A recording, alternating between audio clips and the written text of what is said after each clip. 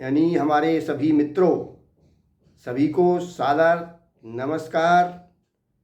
मित्रों, आज का टॉपिक बहुत ही क्रांतिकारी है और जीवन को मुसीबतों से निकाल करके खुशहाली देने वाला है और सभी देशवासियों को खुशहाल करने का एक बहुत महत्वपूर्ण जो वीडियो है वो आपके सामने है, जिसमें जो लोग देश में अपने को विद्वान, बुद्धिजीवी, समझदार, शिक्षित, बड़ी बड़ी डिग्रियां धारक, पीएचडी, प्रोफेसर, रीडर, जजेस, यानी जितने भी इंटेलेक्चुअल्स अपने को मानते हैं, उनके लिए है कि देश में 1000 में 999 लोग लुट रहे हैं और उसका माध्यम उसी जाति के नेता हैं, क्योंकि देश में बड़ी मात्रा में जातिवाद है, या जिसको हम कह दें कि हिंदू है, राष्ट्र है, तो हिंदू हिंदू को लूट रहा है, बुरी तरह लूट रहा है। और जितनी भी जातियां हैं उन जातियों को, सभी को, लाखों को एक नेता लुटवा रहा है, क्योंकि भोले भाले और जो हमारे सज्जन धार्मिक लोग हैं वो चिंतन मंथन नहीं करते हैं और वो उनका जो सोच है वो आपस में ही एक दूसरे को, अपने ही बराबर के व्यक्ति को जो सब परेशान हैं, नीचे दिखाने में और उनकी बुराई करने में और उनका बुरा चाहने में ही ऊर्जा लगाते हैं। इस कारण वो अपने बड़े लुटेरों को नहीं पहचान पाते हैं, क्योंकि उनकी नीयत, जो लुटेरे हैं वो जानते हैं कि इनको आपस में लड़ना है और लुटेरों से लुटना है। तो मित्रों, इसको गहराई में जाइए, क्योंकि ये बहुत महत्वपूर्ण जिंदगी से जुड़ा हुआ मुद्दा है और पीढ़ियों से आप मुसीबतों में पड़े हैं, यानी बाप दादाओं कहिए से मुसीबतों में पड़े हुए हैं और खुद पड़े हैं और अपने संतानों को भी ले जाने जा रहे हैं। इसलिए एक बहुत महत्वपूर्ण ये मसला है और इसको पूरा देखिए, क्योंकि ये जो जल्दबाजी वाला काम होता है वो शैतानी वाला होता है। कोई भी काम जब तक आप गंभीरता से नहीं समझेंगे तब तक उसमें सफलता नहीं मिलेगी और नहीं उसको आप समझ भी पाएंगे। समझ नहीं पाएंगे तो समस्या का समाधान संभव ही नहीं है, क्योंकि जो भी बड़े काम होते हैं उसमें समय लगता है। प्राइमरी पास करना कक्षा 5 में 5 साल हो जाते हैं, लेकिन पीएचडी करने में तो 20 साल लगते हैं। इसलिए एक कमरा बनाने में शायद 1 महीने में बन जाएगा आराम से, लेकिन एक किला बनाएंगे तो उसमें तो समय लगेगा भाई। इसलिए बड़ा काम करने के लिए, यानी मुसीबतों से छुटकारा पाने के लिए, खुशहाली लाने के लिए आप इसको पूरा वीडियो को देखें और लगातार देखते रहें हमारे वीडियो। देश में किसी भी ओबीसी, एससी और एसटी पर हवाई जहाज नहीं है। हवाई जहाज 500 करोड़ का आता है लगभग, और इस देश में इतने विद्वान हैं एससी, एसटी, ओबीसी में, वो कहते हैं कि हमारे सामने इस पूरी दुनिया में कोई समझदार और विद्वान नहीं है। और सब तरह के लोग इसमें, जजों से लेके वकील, प्रोफेसर, पीएचडी होल्डर, इस तरह के पोस्ट ग्रेजुएट लाखों की संख्या में हैं और किसी पे हवाई जहाज नहीं है। और बड़े बड़े उद्योगपति भी हैं, तिकड़मबाज, कि हम बहुत बड़े दिमाग वाले उद्योगपति हैं, व्यवसायी हैं, किसी पर भी हवाई जहाज नहीं। इसलिए मित्रों, बड़ा चिंता का विषय है कि लोग अपने को जो इतना बड़ा समझदार मानते हैं, इसी का ये दोष है कि वो किसी की सुनने को ही तैयार नहीं है, न उनके पास समय है सुनने के लिए कि हम हवाई जहाज कैसे अधिकांश लोग खरीद सकें। और उन्हीं की मेहनत से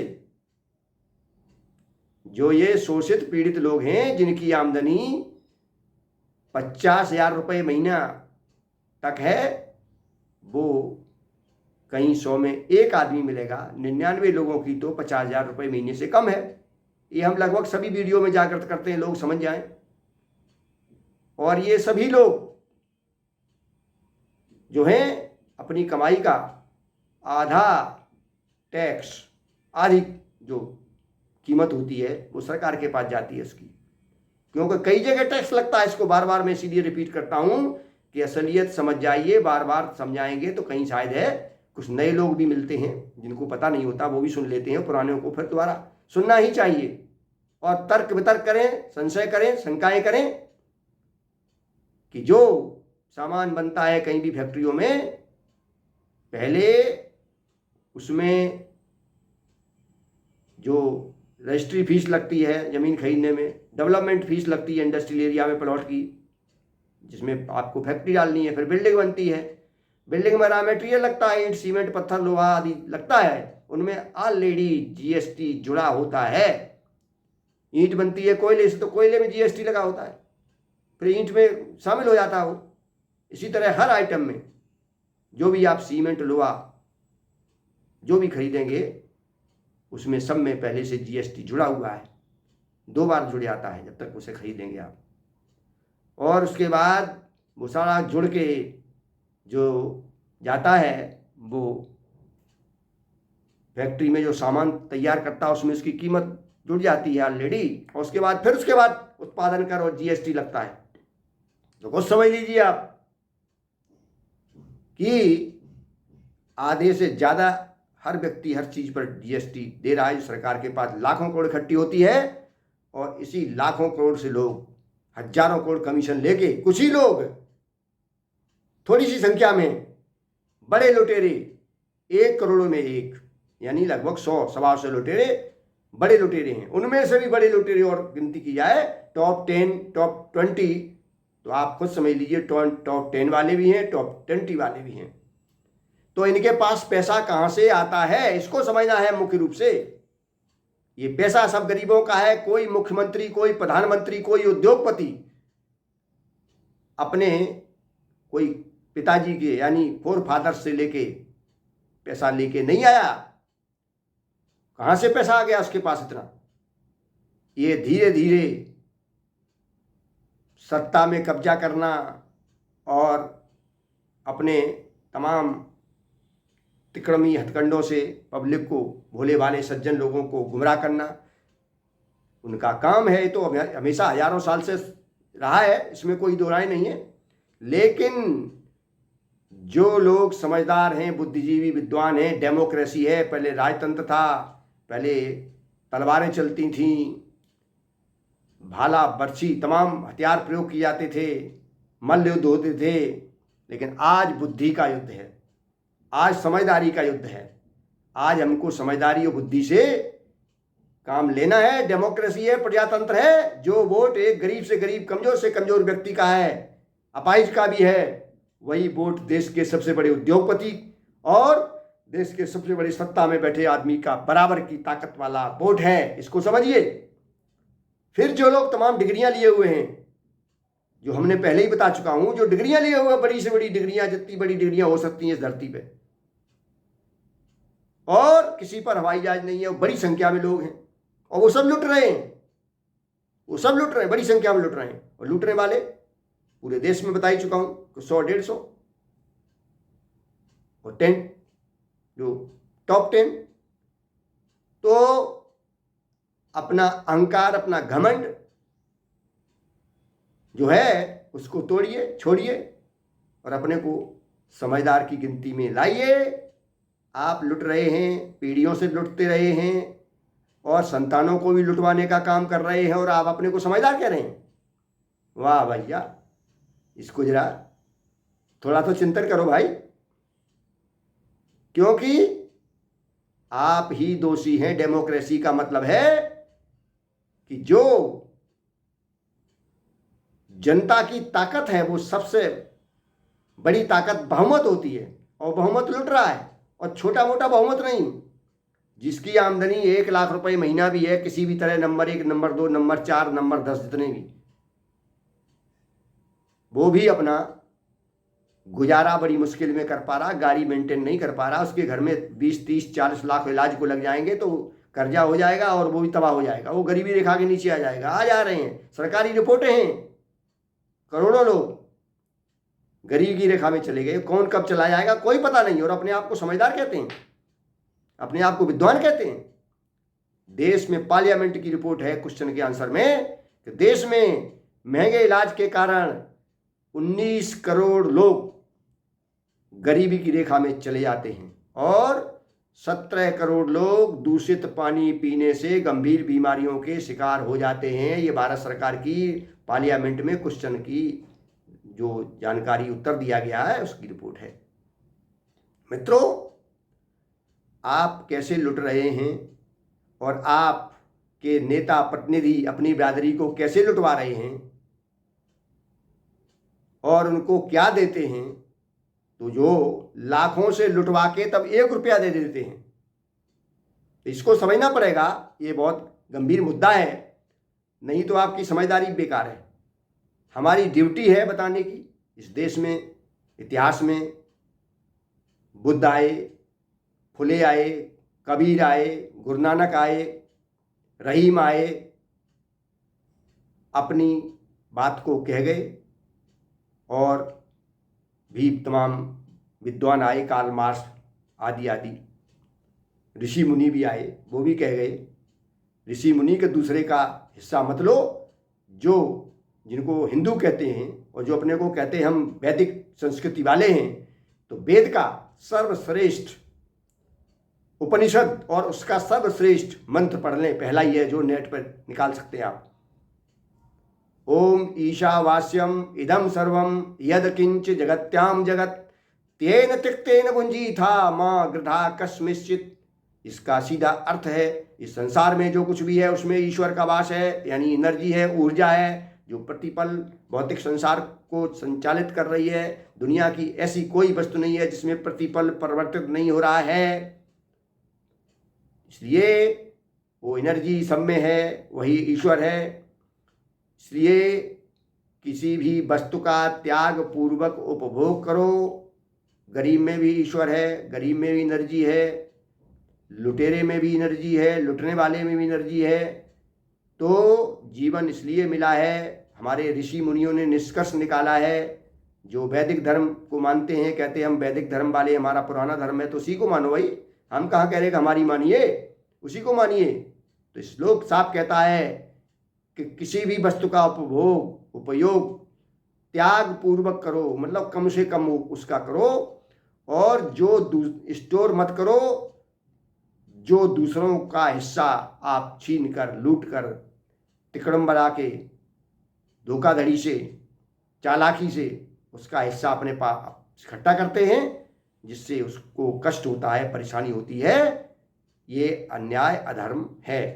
ये हमारे ऋषि मुनि कहते हैं, वैदिक ऋषि। इसको पढ़िए श्लोक को।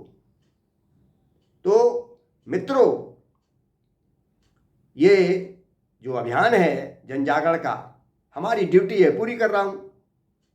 तमाम लोग आए जो अनुभवी जागरूक थे, आज भी हैं और रहेंगे, और जो अच्छे लोग हैं वो सुनते हैं, समझते हैं और जागरूक होते हैं, संगठित होते हैं और अपने अधिकार हासिल करते हैं और खुद खुशहाल बनते हैं और दूसरों को भी खुशहाल बनाने का प्रयास करते हैं, और किसी दूसरे का माल लूटने का प्रयास नहीं बनाते हैं।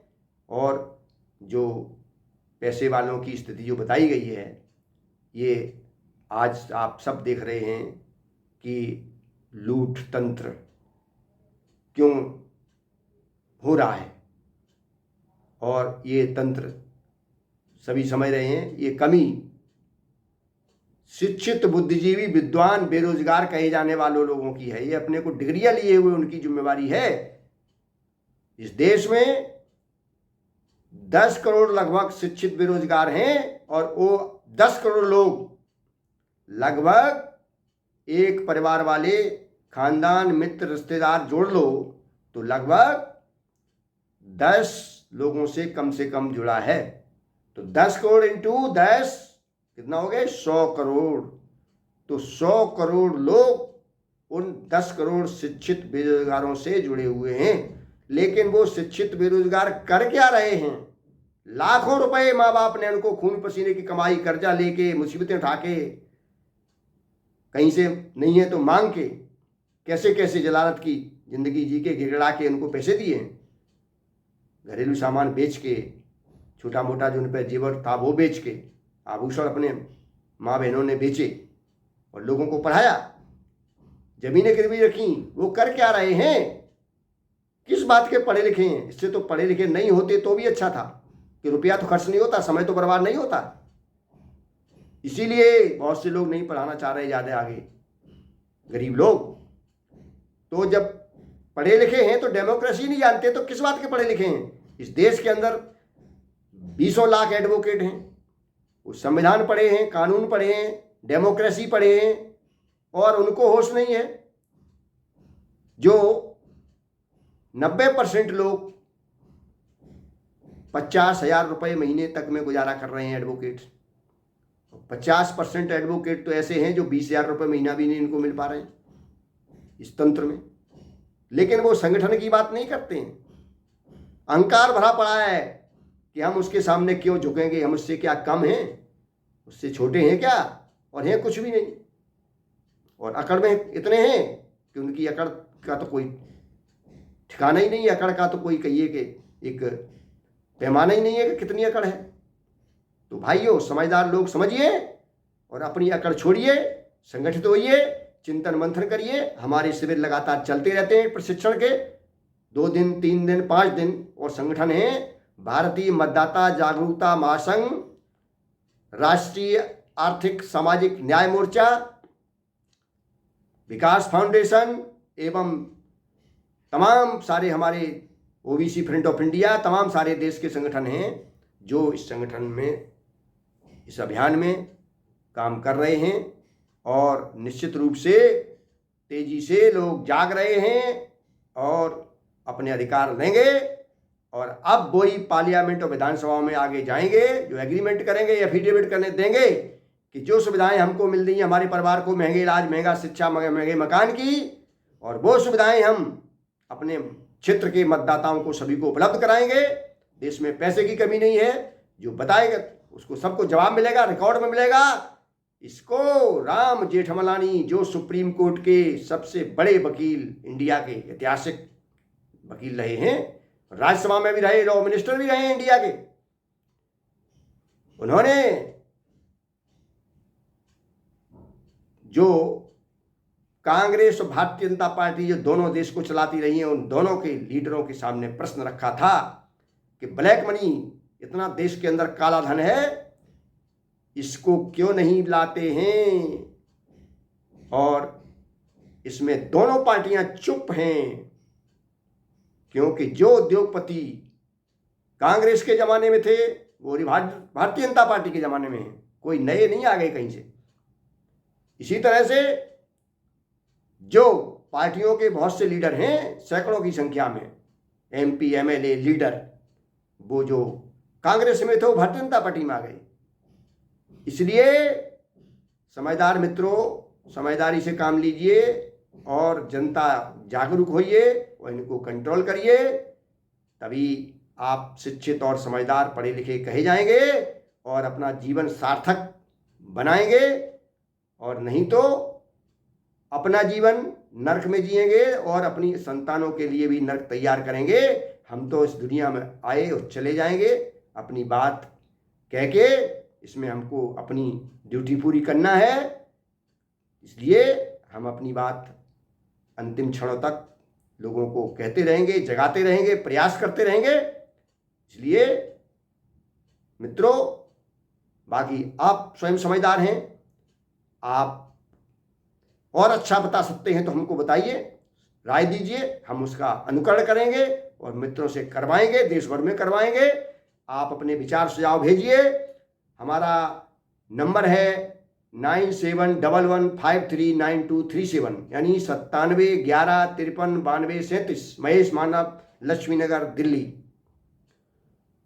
मित्रों, आप लगातार हमारे वीडियो देखते रहिए और सुनते रहिए और अपने सुझाव देते रहिए। और आप सेंट्रल कमेटियां राष्ट्र के उत्थान के लिए, विकास के लिए, स्टेट, जिला, विधानसभा, गांव, वार्ड, घर घर तक संदेश का अभियान चल रहा है। आप जिस स्तर से आप अपना योगदान देना चाहते हैं वो उसके लिए सभी आभार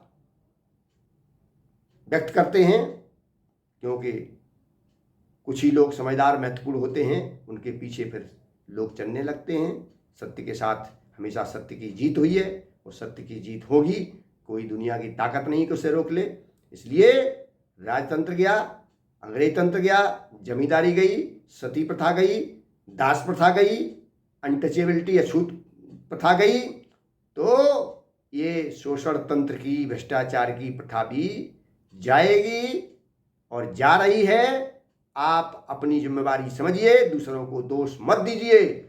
लुटेरों का काम लूटने का है, लेकिन जो कहते हैं उनको लूट रहा है, तो वो लूटने वाले की कमी है। वो बचने के लिए क्या कर रहा है? जो लूटने वाला होता है सारे रिस्क लेके काम करता है, और लूटने वाला बेहोश होता है, होश में होता ही नहीं। लालच में, डर में, कुछ भी जो हैं समस्याएं, उनको समझना पड़ेगा। और निश्चित रूप से आप अपने हौसले हिम्मत के साथ अपने मित्रों को जोड़िए। अपने जैसे दुखी परेशान लोग हैं, बेरोजगार लोग हैं, शिक्षित बेरोजगार लोग हैं, उनकी अपने गांव से लेके, मोहल्ले से लेके, वार्ड, नगर, ब्लॉक, विधानसभा, जिला स्तर पर अपनी टीम खड़ी करिए। आपका भाग्य उदय निश्चित होगा। दुनिया की कोई ताकत नहीं इसको रोक पाए। इसलिए आप में परम पिता प्रकृति रूपी है, उसने आपको सभी क्षमताएं दी हैं। इसलिए हमारे उपनिषदों में महर्षियों ने कहा है, हम ब्रह्मास्मि, मैं ब्रह्म हूं, तत्त्वमसि, तुम वो हो जो तत्त्वम, यानी तुम ही हो। क्योंकि अगर तुम नहीं हो तो कुछ नहीं है।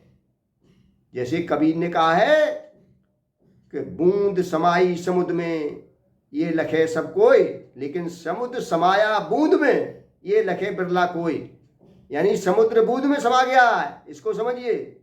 यानी बूंद के मनुष्य के माध्यम से ही सब कुछ ज्ञान प्राप्त होता है, ईश्वर प्राप्त होता है, प्रकृति से जुड़ता है, मोक्ष प्राप्त होता है। इसी शरीर के माध्यम से, इकाई के माध्यम से, यानी आपके माध्यम से, व्यक्ति के माध्यम से ही सब कुछ होता है। पूरा ब्रह्मांड का अनुभव, जानकारियां, ज्ञान, अनुभव जो कुछ भी है।